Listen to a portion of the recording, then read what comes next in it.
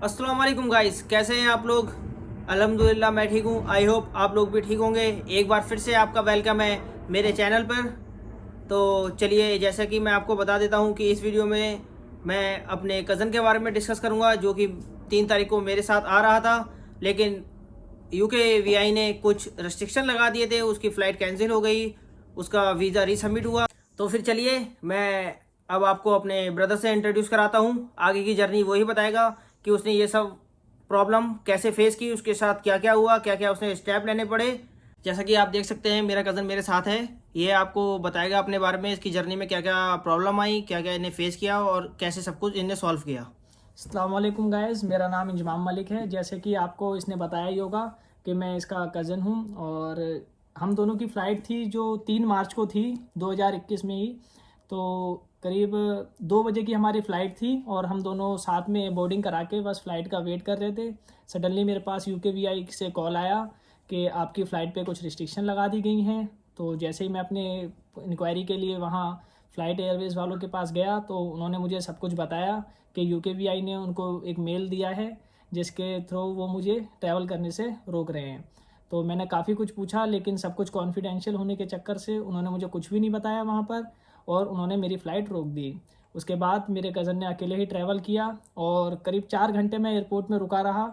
उसके बाद उन्होंने मुझे वहाँ से डिपोर्ट किया और मैं अपनी फैमिली को कॉल करके वापस उनको बुलाया और मैंने उनको सब कुछ बताया, क्योंकि अंदर मेरे पास कोई सिम नहीं थी जो कि मैं अपनी फैमिली को कुछ इन्फॉर्म कर पाता।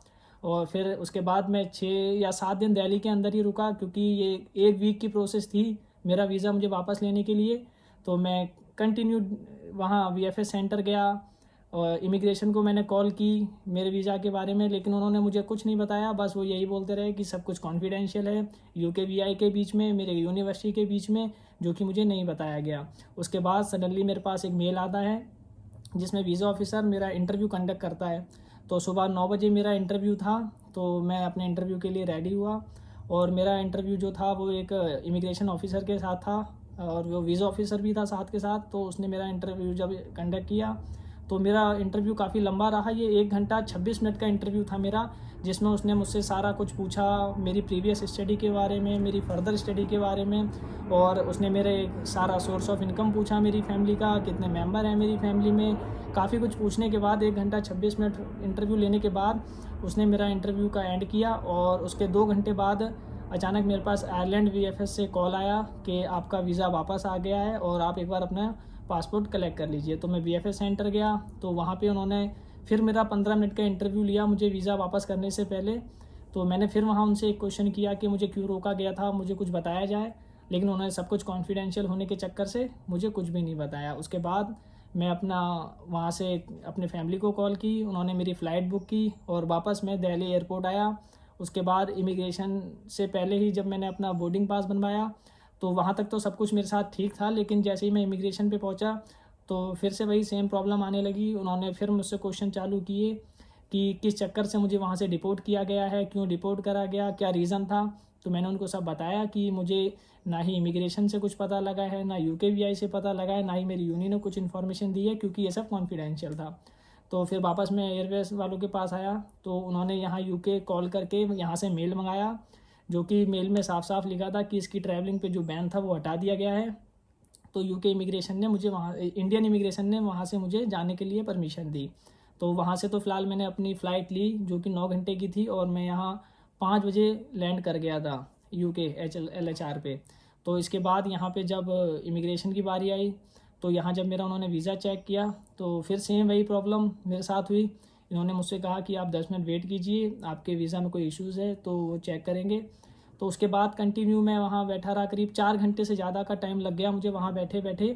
तो उसके 4 घंटे के बाद इमिग्रेशन ऑफिसर आया, फिर उसने मुझसे कहा कि जो भी टेक्निकल एरर थे आपके वीज़ा में वो सारे ख़त्म हो गए हैं। तो वहाँ फिर मैंने एक बार क्वेश्चन करके देखा कि मुझे कुछ बताया जाए कि आखिर प्रॉब्लम थी क्या मेरे वीज़ा में, लेकिन उन्होंने भी मुझे कुछ नहीं बताया और उन्होंने कहा कि ये सब कुछ ठीक है, आप अपना जाइए। तो वहाँ से मैं निकला और उसके बाद काफ़ी सारी प्रॉब्लम थी जो मुझे फेस करनी पड़ी। Thank you so much Inzamam, इतना सारी इन्फॉर्मेशन शेयर करने के लिए। लेकिन मैं आपसे कुछ पर्सनली क्वेश्चन पूछना चाहता हूँ। जब आपका वीज़े में रेस्ट्रिक्शन लगाई थी तो आपने अपने कंसल्टेंट से कुछ क्वेश्चन किए थे कि मेरे साथ ये प्रॉब्लम हुई है तो मैं इसको कैसे फेस करूँ।